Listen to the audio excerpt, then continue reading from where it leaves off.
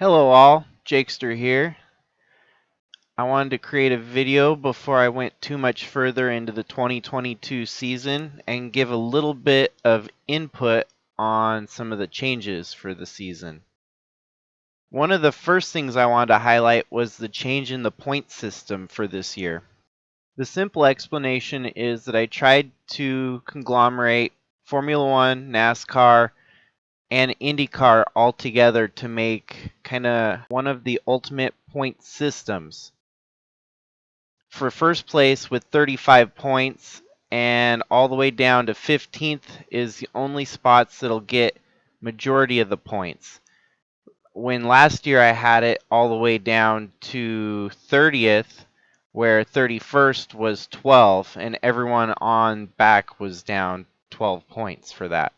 So this year, everyone who finishes outside the top 15, even though I have 15th place registered as 1 point, everyone will get 1 point, not 0, just 1 point, and it'll definitely reward consistency and finishing high up in the races. The season opener being at Auto Club Speedway in California has been the opener since 2015.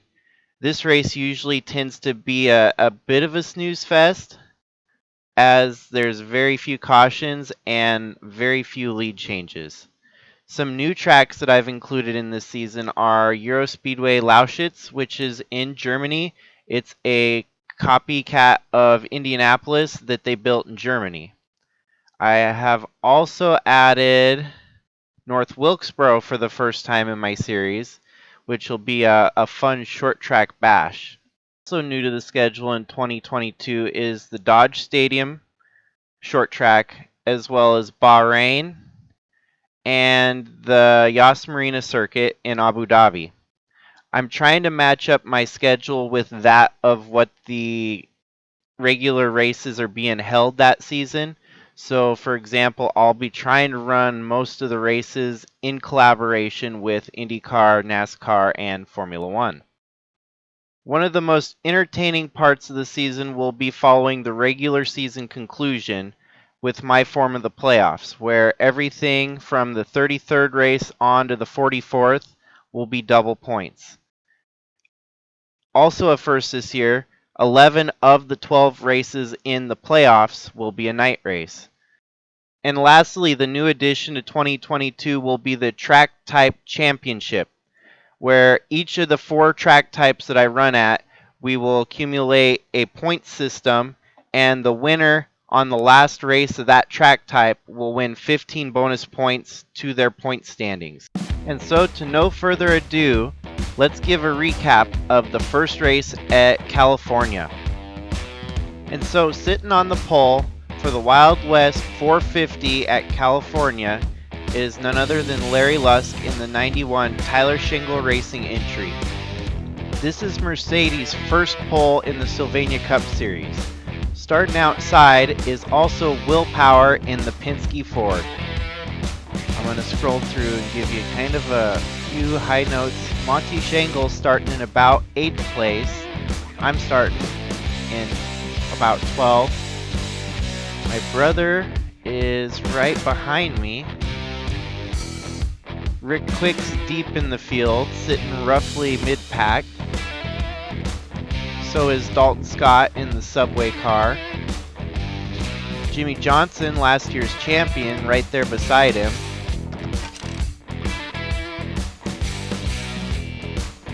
We got Lando Norris starting right there behind, as well as Ian Hawkins in the steel Northwest Motorsport Dodge. Looks like at the very back of the field is Kellen Rolick in the 87 Mountain Dew Jaguar. And as Darrell Waltrip would say at the start of any race, boogity, boogity, boogity, let's go racing.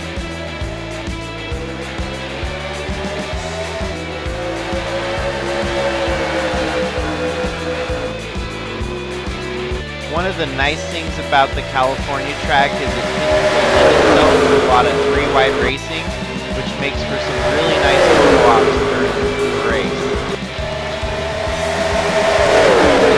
see me and my brother on the inside pushing through the field early, having a hard charge up front here. It looks like we came from roughly 10 and 12 all the way up to 4th and 5th on the first lap of the race.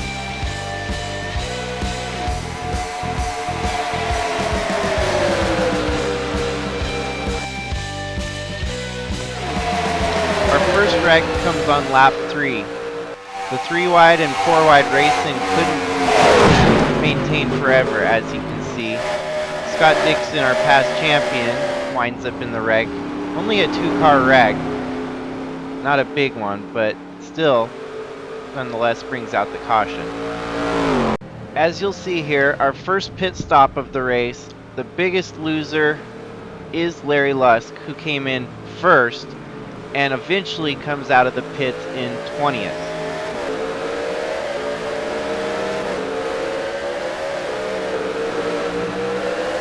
Majority of the other cars probably just took gas while Larry took 4 tires. So upon getting back to the restart, we get treated to a long green flag stretch. The rest of the race goes caution-free. One point at lap 20, I eventually take the lead with a strong push from my brother behind me.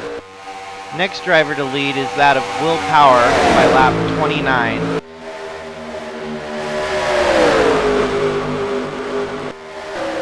And eventually my brother joins in on the action by taking the lead at lap 32.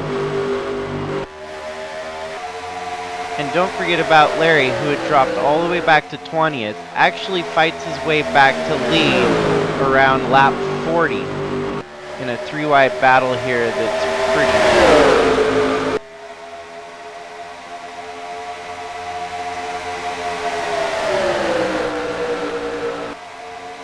Aaron Rapp in the John Deere 97 Chevy also leads some laps later on towards lap 50. At 69, Austin Cindric leads some of his first laps as a rookie in the series. At halfway in the race, the top 5 is that of Tyler Shangle, Aaron Rapp, Will Power, Jacob Shangle, and Elizabeth Shangle running in 5th. Drivers that had already fallen out of the race at this point was the 42 of Jimmy Johnson, the 2021 champion, and the number 52 of Dalton Scott, who was the 2010 champion.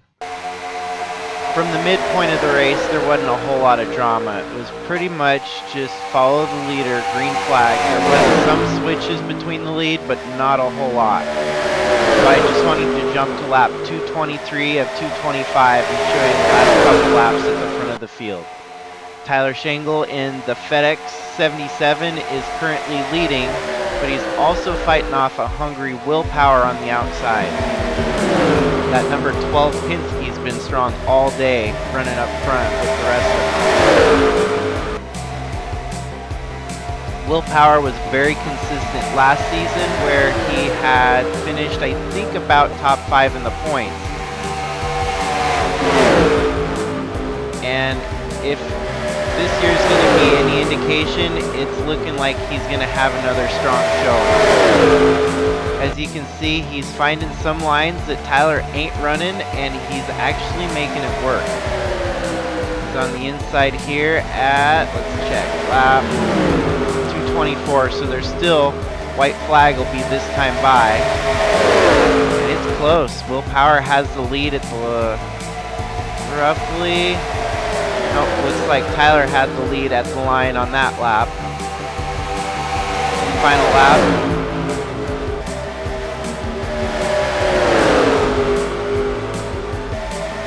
Going to probably be one of those races where Will Power wishes it was a couple laps longer, because I don't think he's got enough for Tyler.